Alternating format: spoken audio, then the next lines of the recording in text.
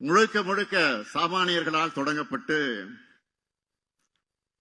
1967 முதல் மாநில கட்சியா ஆட்சியை பிடிச்ச சாதனை பிடிச்ச கழக வரலாற்ற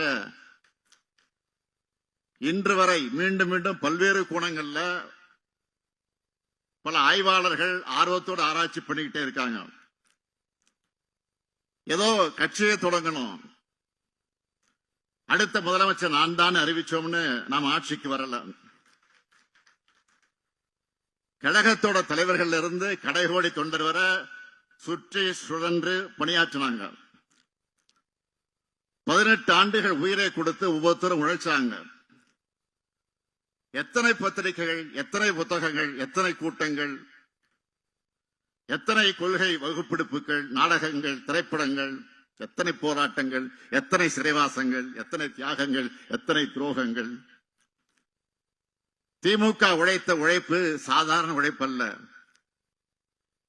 சமூகத்துல சரிவாதி மக்கள் படிப்பறிவு கூட இல்லாத இருந்த காலகட்டத்தில் குக்கிராமத்தில் இருக்கக்கூடிய முடி திருத்தும் கூடிய சலூன் கூட மக்களின் சிந்தனையை திருத்துகிற மையமாக செயல்பட்டுச்சு. சைக்கிள் கடை, டீ கடைன்னு ஒரு இடம் விடாம திராவிட இயக்க இதழ்கள் ஒரு திமுக காரர் வாசிக்க அவரை சுத்தி 10 பேர் செவி வழியாக கேட்டு உலக வரலாற்றை தெரிஞ்சுக்கிட்டாங்க. கிராமத்தில் இருக்கிறவங்களும் கியூபா புரட்சியை தெரிஞ்சு வச்சிருந்தாங்க. ரஷ்ய புரட்சி பத்தி படிச்சு ஊக்கமும் உறுதியும் பெற்றாங்க. இப்படி நாம் பெற்ற வெற்றி என்பதை இனி யாரும் படைக்க முடியாத வரலாற்று சாதனை. இந்த வரலாறு பற்றியெல்லாம் தெரியாத சிலர் நம்மை மிரட்டி பார்க்கிறாங்க.